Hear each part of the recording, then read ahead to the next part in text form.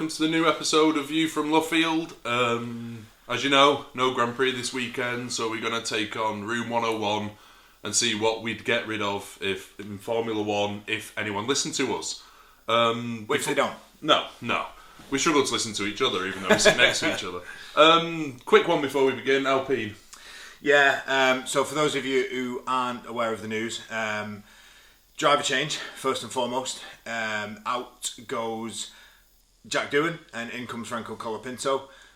For those of you who've watched any of these previous episodes from ourselves, you would have seen that Phil guessed that. There was mention of him being under pressure. My take on that, and then we will move on to the Room 101 stuff, because ironically, driver changes will be covered. Jack Doohan had absolutely no chance. I know he's not made necessarily the greatest start to his Formula 1 career. It wasn't a disaster. It wasn't a disaster, but it wasn't... He's not done... I mean, well, it depends what Alpine are looking for, because the car's not great. I was going to say, we went through the points last week, didn't we? I've not got them in front of me. But Gasly's not considering been waxing on about how great Gasly's been and everything, and then there was the incident in Saudi with Tsunoda, which I suppose goes against his points. But there wasn't that many points there. You know, they're a point ahead of Sauber, and we've already said what are Sauber getting up for, other than the hope that Audi perform. Was it a point ahead or were they level? I thought they were a point. We'll double check. Someone check that as well. If say you've been watching these videos. I suppose that. I mean, the interesting thing is Ollie Oakes. Yeah, and that was going to be the other thing I was going to bring up. And his brother. Yeah, and I wonder if Ollie Oakes has gone because of the doing thing. Because I know Ollie Oakes went first, but it was like the day before. You'd argue that that's one of them. And his brother's been arrested. Oh, I'd see. His brother's been arrested for, I don't know if it's some sort of handling stolen goods or stealing money from... Now, there's no conspiracy, I'm not, look it up, I can't remember, but it's odd that he's gone. So it's either, there's something there, or are we making this up just to have a bit of gossip, or, like you say, and I think this is more likely the case, Briatore's come in, as Briatore does, decided that, he didn't want Doohan from the start. I think that was crystal clear. Yeah, exactly. And Oakes has disagreed, and as we found out with Briatore in the past, if you disagree, you don't last long. Yeah, you're out the door. So for me personally, I just to round that one off very quickly, because it isn't the nature of this episode, but there is breaking news in regards to, well, it's not breaking anymore, about a week ago, we're late. There is news in regards to the Formula 1 world. Bringing in Colapinto as a test driver always spelled the end. The fact that they loaned him from Williams. Yeah. He's not moved allegiance, he's still a Williams driver, but they felt the need to loan it. The sad thing, and I read this today, and it made me chuckle a little bit, as horrible as it is. Doohan's last lap was in a Lego Formula 1 car, his last full lap. Oh yeah, it would have been. Yeah, so, because he didn't finish the first lap in the race, did he, at Miami? What a way to go out. That's a pub quiz question for once. The only thing with Franco Colapinto, I actually, for anyone who we didn't have the podcast last season, or the YouTube channel, but I actually quite liked Franco Colapinto. The only thing I will say is he did like a wall. It was fast but clumsy, I think, is a polite... Don't get me wrong, he was very talented, and the whole of Argentina got behind him, which was amazing to see, but... Is this another... Sorry to interrupt you where you're going. Is this another Tsunoda to Red Bull thing? Well, this should have happened in the winter? There's a potential, yeah. I'm not saying Colapinto is better than Doohan, but it's got the feeling of, we should have done this in the winter. Yeah. Briatore didn't agree with it being Doohan from the start of this season, but whether or not he's just kind of gone, and I know it's only for 5 races, I will stress that, by the way, Colapinto in for Doohan is only for 5 races. Well, there's more gossip behind that. For now, it all just seems a bit, for me, you don't get taken out of a Formula 1 team and put back in 5 races time. Well, just to pick up on that, and we will move on to Room 101, because this could be funny, this episode, so bear with me. There's been talk that Perez is in line to come in after 5 races at Alpine. And the most interesting one, because we were talking about it last week with where does Max go, the rumour in the paddock is if Max goes, he goes to Aston to join. Yep, Newey. Russell goes to Red Bull, which at the moment you wouldn't. No, but Right this is the discussions. Yeah. And Toto Wolff apparently has admitted to talking to Perez. No, I'm sorry, is that guy leading a charmed life or whatever? Toto Wolff taking Perez to Mercedes? Yes. Instead of Russell? Yes. No, it's all rumour, it's all gossip, how true this is, but that's doing its rounds. And none of that makes... To me, there's not one bit of that makes any sense. No, you've got Bottas sat there who could quite easily... I mean, we did, when we said on the other episode, I did actually say that I thought Verstappen would go to Aston Martin. I also caveated it with, I just wanted to be contradictory because Phil had said he'd stay at Red Bull. He's either going to stay or he's going to walk away. I mean, he was... But he hasn't got any other options. No, I meant walk away from the sport. Oh, yeah, what do you mean? He's either going to stay or he won't. There's a 50% chance he stays or he goes. There we go. That's my percentages for you. Right, moving on before this goes completely off the rails. Yes. Room 101. Room 101. No, I know. Sorry, I'm looking. Ant's notes are in front of us, by the way, and we agree with the first one. By the way, before we move on to Room 101, has anyone else noticed the common denominator that Phil says at every episode? Either Ant's notes are in front of us, or I'm looking at Ant's notes. Or Yeah. No. Listen, just going to point out to everybody watching and listening. I usually have notes. I forgot them once, which I owned up to, and this one I don't need notes because I've already got 3 perfect things that I can rant about until. There is a chance that this is going to be a rant. So for anybody who doesn't understand the concept of Room 101, by the way. If there's any copyright there, we apologise. Oh yeah, actually a good point. But ours is Room 101.4. I don't know why the 4. Room F101. Ooh. Oh god, we're probably going to get done for the F1 now. There we go. Room F101. There we go. Why didn't we think of that earlier? Because we're not the most intelligent people in the world. There anyway, for Room F101, for anyone who doesn't understand what Room 101 is, it was a TV show on BBC. And the idea of it was that you put things into a bin, or into Room 101 to be locked away for all of eternity, that, for want of a better phrase, annoy you. Or you think life or whatever would be better without. So obviously what we're going to do is take that on to Room F101, as Phil's just aptly named it. And we're going to discuss things that we think Formula 1 would be better without. If anybody has anything that they would put in their own Room F101, please feel free to put it in the comments, unless your answer is us two. And then please don't put that in the comments, because that's not very nice. Okay, so first one. Do you want to start or should I? Well, we agree with the first one. Yeah, we do. So let's go with the first one. And before we start, we'll point out your special edition livery T-shirt. Yeah, the first one is massively contradictory. I wish I'd done this on purpose to be ironic. I didn't. The first one is the constant change of liveries and helmets. The reason it annoys me, and again, the pure irony is the reason it annoys me is because you have idiots like me who spend money on things like this that I'm wearing right now. It is a nice T-shirt, though, to be fair. Yeah, it is. Senna. And with this, I like the T-shirt, and of course, it's homage to an absolute legend of the sport, Ayrton Senna, obviously. Who is in? He is just there. If you can see him, if you can see him, he's hiding. There he is. Yeah, and it's in homage, of course, to him and his legacy. However, this T-shirt specifically, I think, cost me £60. That's why it annoys me, because it's all money making, and it's all the idea. The livery on the car that they had for the Monaco Grand Prix as well last season was stunning. And we talked about this on the. It was.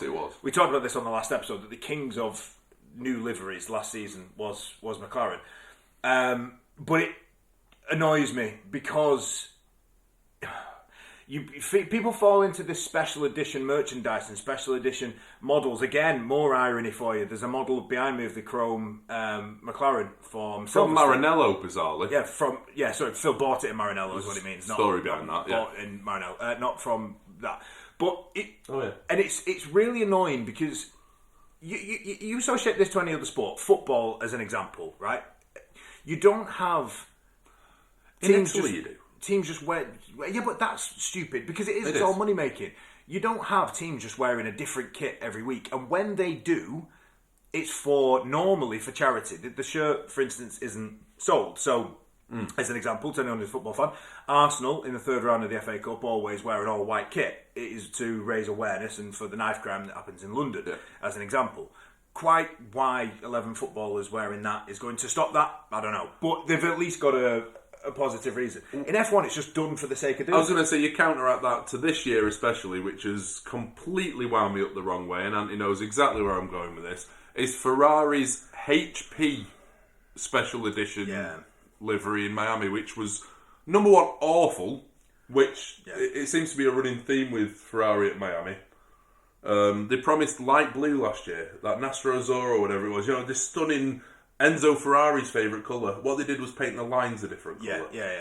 And it was closer to a HP blue than it was It was. The blue we were promised, effectively. And then this year, what they've done is put the world's biggest HP logo on the back of the car. And for what benefit? I know that the drivers had white caps and white...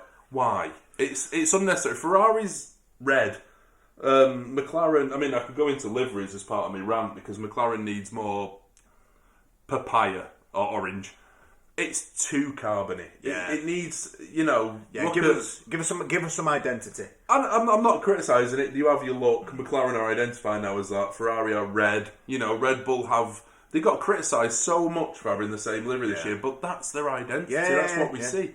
In fact, Red Bull are quite good at the livery because that Honda. But it's also, but why? And I stress the irony, and all 5 of our listeners will probably think, "What on earth?" We've just got 4 now. One's a Red Bull fan, just say that. They're probably all thinking, "What on earth are these two waffling about? Why do you care?" And you're right. Why do we care? It's for me. It's the team's identity, and every single week, and again, go back to football. An example: if Liverpool one week wore red, and then the following week they wore white, and then the following week they wore blue because it was a special edition, you're losing the identity. The McLaren have gone through colour changes, and they've changed their identity through time. We obviously remember the silver McLaren from the late sponsorship 90s, based the red as well, and white. But again, that's the same thing. Give a team an identity And Ferrari, the worst at this now, and for so long, they have absolutely avoided it. Their identity has been, we're red. You do not mess with the red of Ferrari. Barring that green that they had on the mission window. Sorry, but in the main, it has been, you do not mess with the red. Even when Philip Morris and Marlboro weren't allowed to sponsor anymore, it was still red. It was still red. And no matter who else came in, Kaspersky, I remember being on the car, it was still red. Shell, Santander. It was almost as if you either change your colours to red or you don't sponsor us. They've completely thrown that out the window now with HP. And what annoys me is it's going to be if Google did it with McLaren in Silverstone. Well, let's point out those wheel trims that are on that McLaren. Because they're quite, and it is. You're losing your identity to sponsorship. Yeah. If any of these companies want to sponsor us, we'll lose all our identity. Go Google. But I don't know. It just keep something. Can something not be sacred? But then that leads you on to the follow up to that is helmets as well. Yeah, that is a driver's identity. When did Senna change his helmet? He didn't. It was yellow. Well, you look at Damon Hill's helmet was famously a copy of his dad's. Yeah, and it was a rowing club apparently. I'm sure it's the colours of a rowing club. Someone correct me if I'm wrong. I'm sure that's... But again, that was his identity. Michael Schumacher's helmet was always had the Germany flag around the back of it. All right, it was blue at the top initially, and then he went red when he went to Ferrari. But then that goes back to you're going to Ferrari. That helmet's not got anywhere near enough. But he still kept the identity. Like you said, Senna's was always the yellow and the blue. Coulthard always had the Scottish flag. Jenson Buttons was always the Great Britain with the JB in the Union Jack. Barring Braun, but let's be honest, he was paying for his own flights there. So that's... Yeah, but even that, why have you changed it? And it drives me insane. I blame Vettel. Well, I'm gonna throw this out there because this is very, very seldom you will hear me complain about Lando Norris. He's the worst for it nowadays. He is horrendous at it. Yeah. That helmet for Miami, Lando, I love you to pieces. If you ever listen to this, you probably won't. What are you doing? Because what annoys me is that the helmet should be that driver's identity. Yeah. Lewis Hamilton's story behind his yellow helmet, I always quite liked. But then he got rid of it. But he's back to yellow now. He's back to it now. Yeah. But probably because Ferrari turned and said you can't have purple or green or whatever. Have you noticed it is the modern yellow as well? Yeah. It's a slightly different... Yeah. Well, fair enough, But again, that was and the story behind that was quite cute. So for anybody who doesn't know the story, Hamilton's helmet was famously yellow because his dad could spot him when he was go-karting. Yeah. And that's it's a cute story. It's got a relevance to it. It's got a thing. It just drives... For me, your helmet changes can happen once a season. And that's for your home Grand Prix. Did they not have this rule at one point? Possibly, but you if could they have did, a certain amount of seasons. If they did, they should bring it back. Because of Vettel. Yeah. Because he changed every single race. And it's like Albon. I know Albon had the Panda one year, and then this time, what did he have? He had the orange. He had the orange in Miami, which was kind of cool. What? Yeah, but what? No, it was cool. I'm not saying I agree with it. Year. No, beach ball. He had both, in fact. He's had beach ball and basketball. It's just, for me, you should have a helmet. Yeah. And then you're allowed to change it once a season. That once can be for whatever you want. Most drivers will probably adopt it for their home Grand Prix. Yeah. Anything beyond that, for me, you have to get approval from the FIA. And I know I'm probably making a bigger deal out of this, and the FIA will probably think, we don't care what you've got on your head. But for anyone who's been lucky enough to go to Grand Prix, right, to go live and not watch it on the TV, and yes, you've got your big screens in front of you, but for anyone who's lucky enough, as we are, to go to actually watch it live, you look for anything that you can see when the car's going past you, obviously at the speeds it goes past. You look for whatever you can. If you're a McLaren fan, for instance, there's quite a noticeable difference in what you would consider the average helmet designs for Lando Norris and Oscar Piastri. Namely, Lando's is bright green. And that's what you sort of look for. Yeah, there's also the different colouring cameras, which is something that we've adopted since we were younger, to notice them. But you look out for that.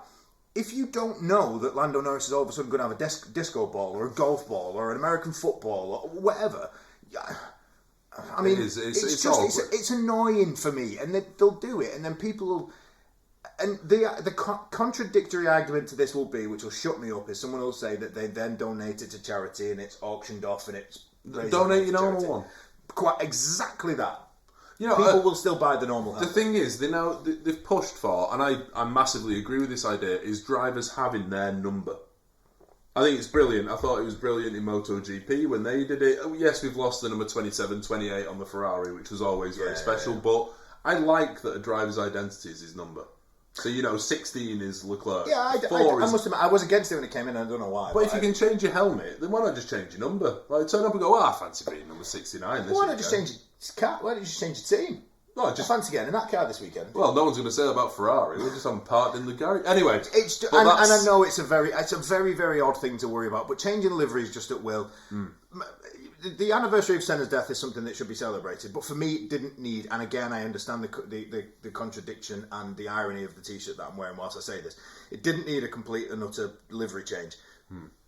Red Bull at Japan this year, I understand it's their last with their association with Honda, didn't need a complete and utter livery change. As nice as these cars were, the McLaren from Monaco last year and the Red Bull from Japan this year, beautiful cars, just stop it. Because you don't get it in any other sport. It just winds. Grow up. Yeah, just. And again, as well, the other thing as well, if you're looking at that Ferrari as a Ferrari fan, it was poo. There's got to be an argument where you turn around and say, stop giving us different colours, and how about you concentrate on a car that actually drives? I'd like a plain red car that wins. Yeah. But yeah, sorry, just anyway, that's noticing that we've properly ranted on about that. So it just annoys me, and I don't know why. That's in room 101. Room F101. F101. I agree, so let's throw that one in there. Yep. Next. You want to go, or should I go? I feel like everyone's bored of hearing me talk already. Alright, should I take the next one? Yeah, you take the next one. Right. Awful racetracks. Now, I'm back on Miami. Just the rubbish one. No, we see so many times at the moment that they've got the first warning for track limits, second warning for track limits. Austria the other year and Qatar the other year were embarrassing. These are the best of the best. They will take advantage anywhere they can run slightly wider to keep the pace. Yeah. That doesn't happen in places like Spa. That doesn't happen in Monza so much, because if you run off... Well, Imola, it doesn't happen. And I know they've had to make certain runoffs safer. I'm not saying let's make this dangerous. What I'm saying is, a foot of grass will soon start... Well, look at what they did in Austria that year. They had to, yeah. Where they put that foot of fake AstroTurf effectively down, wasn't it? Just to stop people running off. It seems to be the way at the moment, and there's some racetracks that are made onto the calendar that are actually decent. Bahrain's a decent racetrack, we agree. Too much painted tarmac. Make them, I don't want any driver smashing into the wall at 100 mile an hour. Yeah. But if there's more of a risk, you'll see them slow down. They're not daft. Well, you could argue they're very daft to do what they're doing. Some of them are. Absolutely incredible, by the way. But it's simple. Track limits is an issue. We give them car parks. And yes, I'm back to Miami, racing around a stadium car park. I think the vast majority of the tracks that we've had introduced to F1 recently, Miami being one, Saudi Arabia being another one, are awful. They're not for Vegas. Don't even. When we get to the Vegas Grand Prix, this episode will last about 30 seconds because I can guarantee you now it'll be absolutely awful. It'll just be us yawning. It'll be just a parade of just F1 being branded in America, and they're on about a street circuit in Madrid. They're on about a street circuit in Chicago. There's been talk of a street circuit in New York. I mean, can I add one more track into this awful tracks? Yeah, and I know where you're going to go because I was just about to say the same thing. Monaco. Yeah. Get rid of it. Say the same thing. Sorry, yes, it's this jewel in the crown. Everyone wants to in Monaco. We might as well record this on Saturday night for Monaco and go, there you go, they're going to win. The one year I remember Ricciardo won it and he had complete drive issues. Someone will tell me the year, 2018, 2019, something like that. And he had monumental drive issues and he was just holding everybody up. And it was purely a case of nobody could overtake him because it was Monaco. It's awful. It's not the pinnacle of motorsport. Get rid. Yeah, so there you go. There's mine. I think it's, if you could almost do it as purely a time trial weekend. I know that sounds preposterous, but I think you've got to be a sensational driver to drive around Monaco. Oh, it's one of the best things to watch and all the rest of it. On board, yeah. But for a race, it's not a race. It's a glorified qualifying session.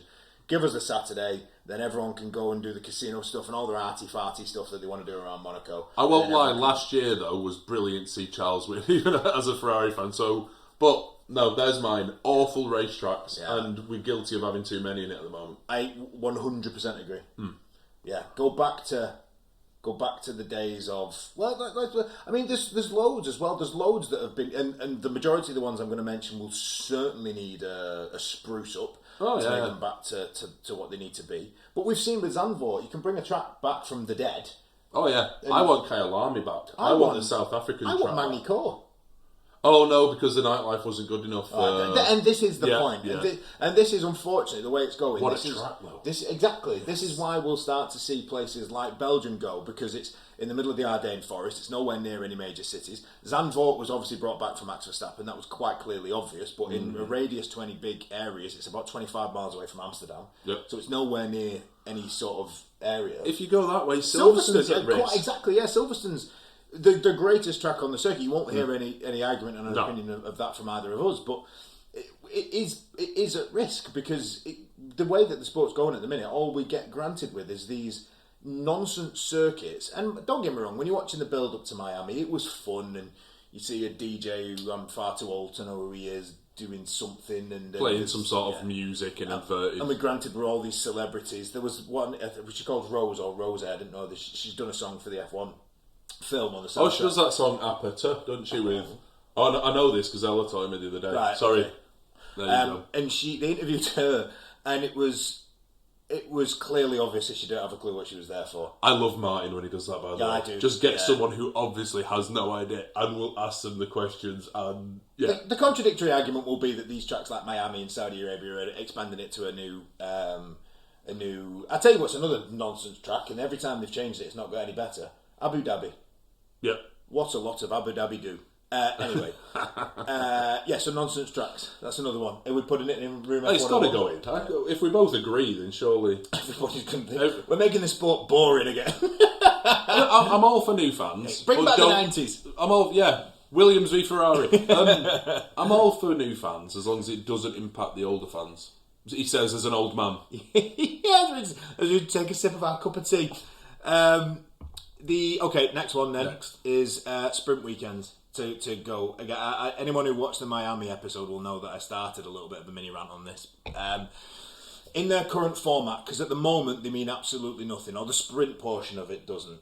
I don't think they mean anything anyway. I'd rather see practice than a proper race. Same, and the other thing is as well, what you get now is you get your Friday practice session. So the teams have only got one session. We already hear going into the race that they've not had a chance to run on the hards, and that the first time they actually get to test it is during the race. That's normally the case at most. Semi-true, but how much simulator works? Yeah, and it's normally the case at most race weekends because they only take 2 sets of hard compound tyres anyway.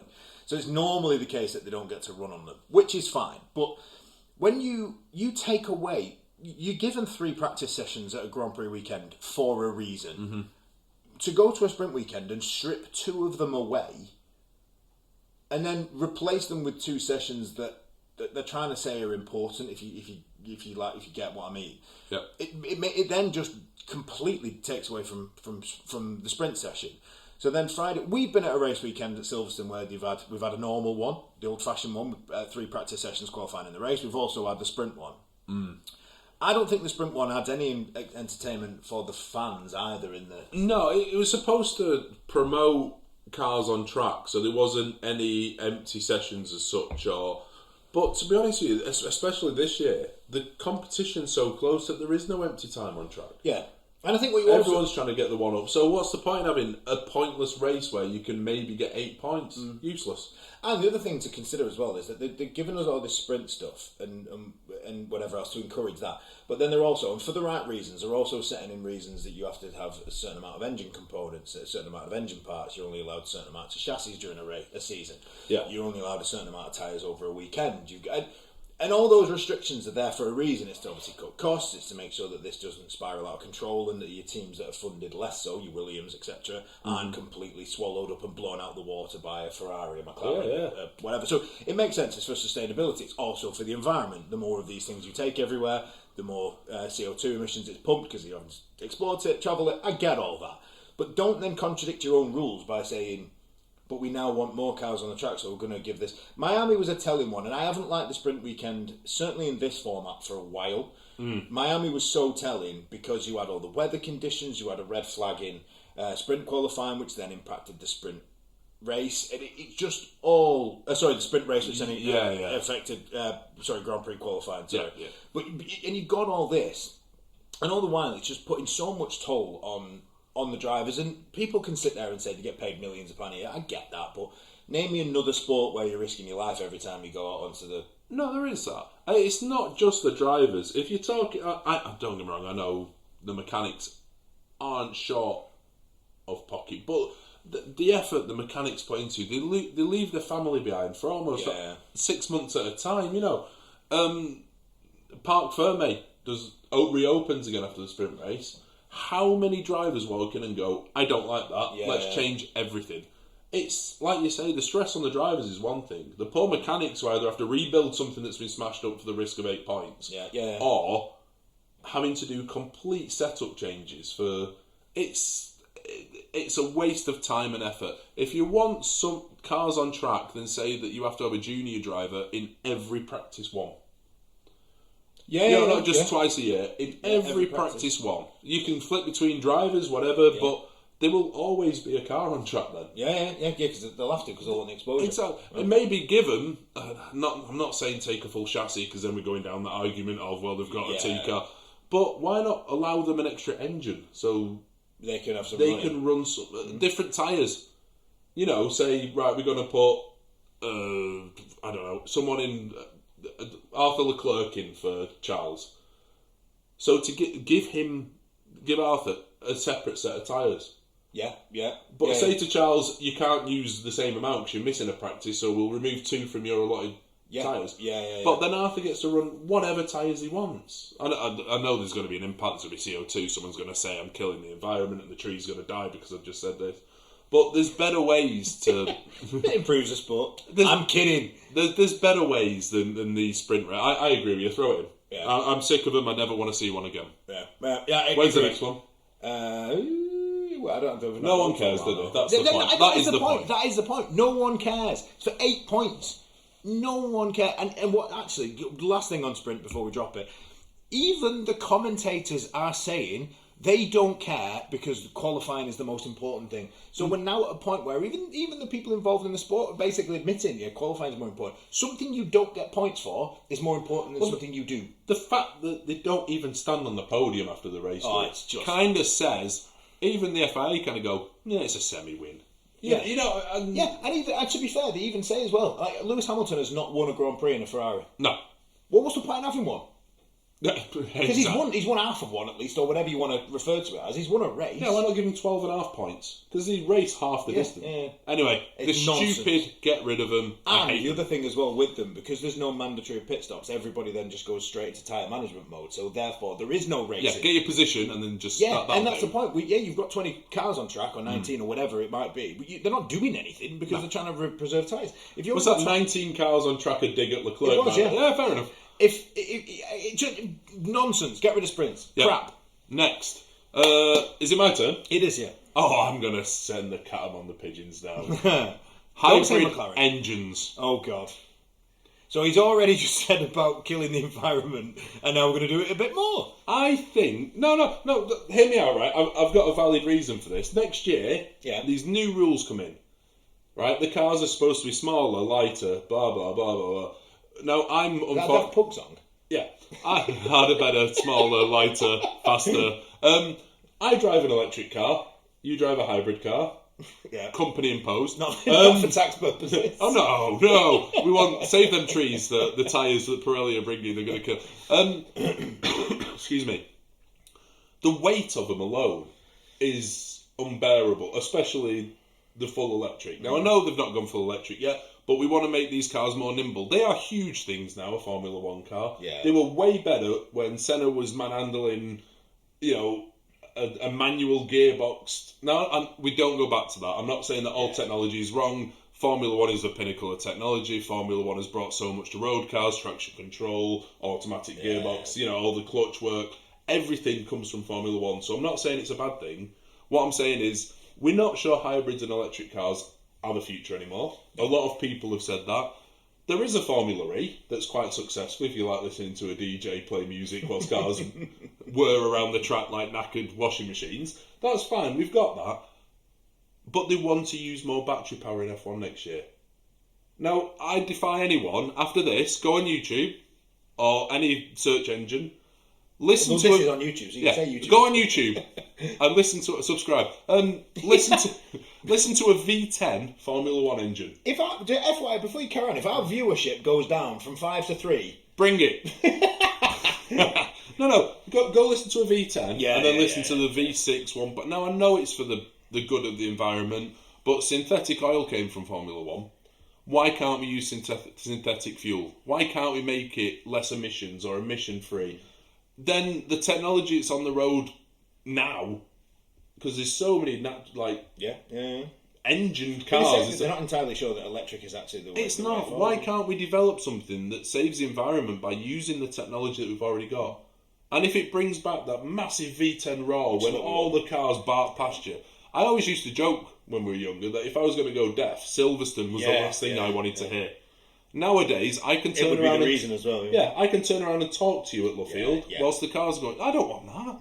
I want this big kind of crescendo of noise. If anybody does know, by the way, why what Phil just suggested, I'm not smart enough to know the answer. But if anyone does know the reason as to why, then by all means, educate us.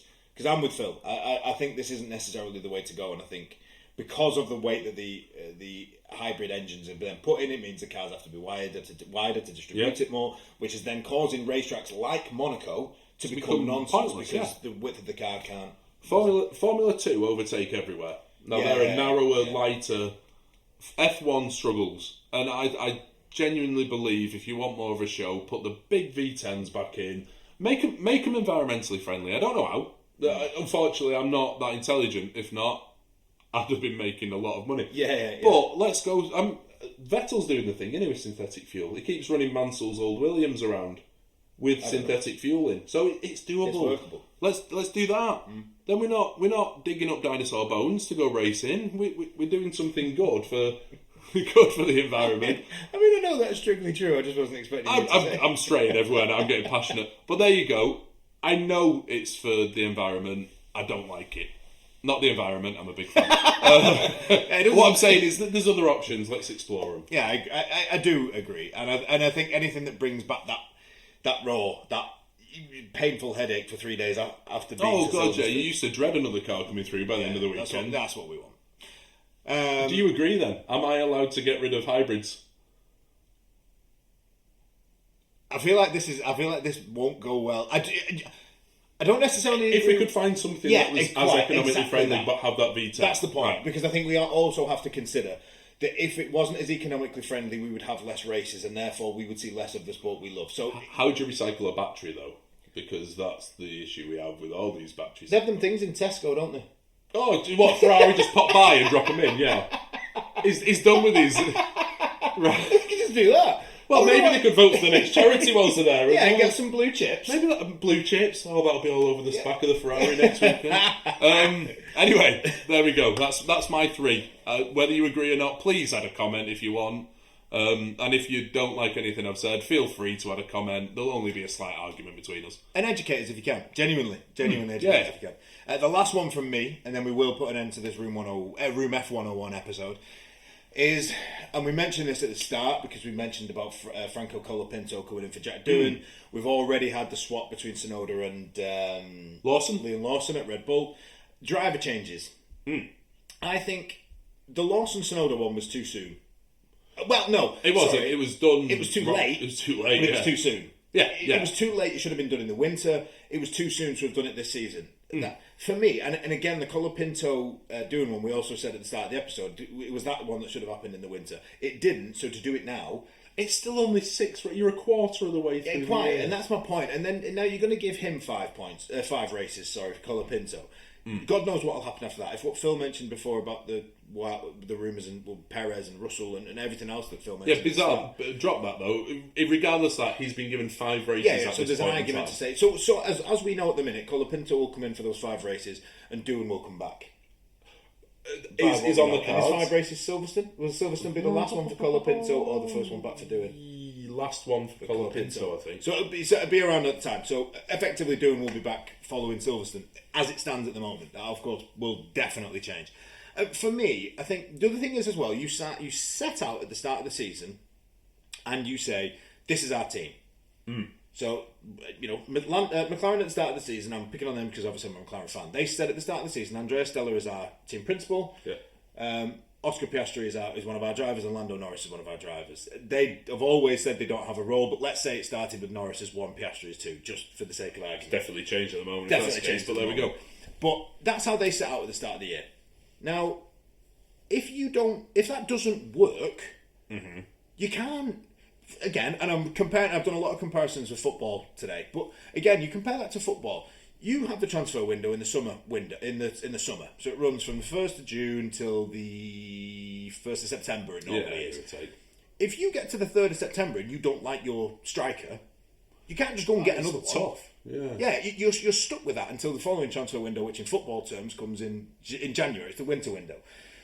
And F1 again. There is a summer break in Formula 1, which is the perfect time. Well, it's not actually, because I was thinking about this. It's not. The idea of the summer break is to give the drivers and everybody a break. Yeah, and they're not allowed to touch the car for 2 of those 4 weeks. Yeah, my point is if you then open that up as a transfer window like you've got in football, I think you're adding unnecessary potential anxiety onto the drivers. And again, go back to the comment, they're all paid millions, I get that, but you're adding unnecessary. I think you need to keep that as a break. You could argue, though, that both Lawson and Doohan have been suffering unnecessary anxiety all season. I also think that would take that away from them. And whether it is that summer break in F1, or whether it's the month before or the month after, or you do they'll always have anxiety coming into that period, and so they should. They're top sportsmen. That's not the point. Is they should be. Footballers will be the same. They know the transfer window's coming, and they'll be speaking to their agent. Formula 1 drivers have got managers. They've got agents. You look. They're all over adverts for everything. They're not telling me to do that on their own. No. So you could do this, follow the same mantra. For me, what they did with Liam Lawson, I said this in a previous episode, that he's got to kill his confidence to 4 races in just be told, no, do you know what? Because they've got the flexibility to be able to do it, especially a team with the pull and the power of Red Bull. They've got young drivers all over the shop. They could have done it with them. They could have dragged in anybody. And that is, for me, I don't think it's fair, because you're also then putting effectively what Red Bull have said to their own sister team that we think Liam Lawson's not as good as Yuki Tsunoda, so we're going to take the good one. You can have the bad one. And then it's Racing Bulls who've got to pick it up. Now Racing Bulls, they are the development team. Yeah, again, they're not competing for championships and stuff. I get that, but you should set out your team at the start of the season, and there should be no change until you get to a transfer window. The only difference I will say to football, of course, which we brought up earlier, before we started filming, is obviously with a football team you have a squad of 25 and you have your youth. Your youth players. You do have reserve drivers in F1, of course. Yeah, and I think the only thing that would be from that is that if you have an injury to somebody, what you can do is you can obviously then go and pull somebody as a replacement for an injury. That would be my only change. But then the argument says that Ferrari have got Zhou Guanyu. Yeah, but four teams have got Bottas, haven't they? All right, well, what are the chances of four drivers getting injured? Yeah, I'm sorry, but McLaren could also go to Sauber and say we want Bartoletto back. Yeah. There are drivers under that umbrella already that could step up, should step up. Yeah. But I agree with you, and it goes back to you're talking about merchandising at the start, with these special editions. Yeah. That's as bad for anyone who firstly found a Liam Lawson Red Bull cap. But secondly bought one just to find out that that's extinct already. Jack Doohan, the cheek of the man for taking number 7 off Kimi. It's already bad enough. But he'll have a lot of fans in Australia. Of course he will. And Liam Lawson will have a lot of fans in New Zealand. Massively. And they should have, because they're very talented drivers on go. And Jack Doohan's a god on 2 wheels. But the argument is, people have bought that merchandise. People have backed Alpine who wouldn't normally back Alpine because they like Jack Doohan. Yeah. And all of a sudden... we could go on to the argument of you should support a team, not the drivers, but that's for another rant. But yeah, it's true. These driver changes are impacting the fans as well. Now, I know they're a business; they have to earn money. But like you say, I think there's a time and a place. Make your choices right then at the start of the season. Yeah, it's on you to have got it wrong. Yeah, because at the same time now at the minute, there's no pressure on any of the team principals because the argument is, all right, Ollie Oaks is gone. There's more to that than just meets the eye, I think. But same thing with Christian Horner. He made a decision. He put in Liam Lawson. Liam Lawson wasn't. Yeah, he's not been held accountable. He's not held accountable for that because all he does, especially for a team like Red Bull, who can just go and pull from somewhere else. Yeah. It's quite easy. And again, a Ferrari would have a similar pull because we spoke about it in the past. Everybody wants to drive a Ferrari, and as you said, they've got Haas and Sauber technically, who are obviously. Oh yeah, if Ferrari turned around to Haas and said we want Behrman, Haas wouldn't have a leg to stand on. I'd argue if they went and said we want Ocon, they probably wouldn't have the same. And I know he wasn't. He's not a Ferrari young driver. He's not a young driver anymore. Mercedes. Yeah, he was. Yeah. But my point is, they'd give him up, yeah. And it isn't fair on the smaller teams who, especially, and again in that example, Haas are trying to build something here, and we've praised them for the start of the season they've had. They're trying to build something. This isn't for them a case of. Yeah, we're just Ferrari's feeder team. Oh, no. It completely wipes them out if they've then got to go and search for a new driver. Because Ferrari won't be the ones doing the searching, would they? They'd go, we're having him. And then it would be on to Haas to then go and search. Ferrari might argue and say, Ferrari could turn around and say, we've got Zhou Guanyu. He's not doing anything. So, there's but the argument is... Zhou Guanyu's not as good as Ollie Behrman. No.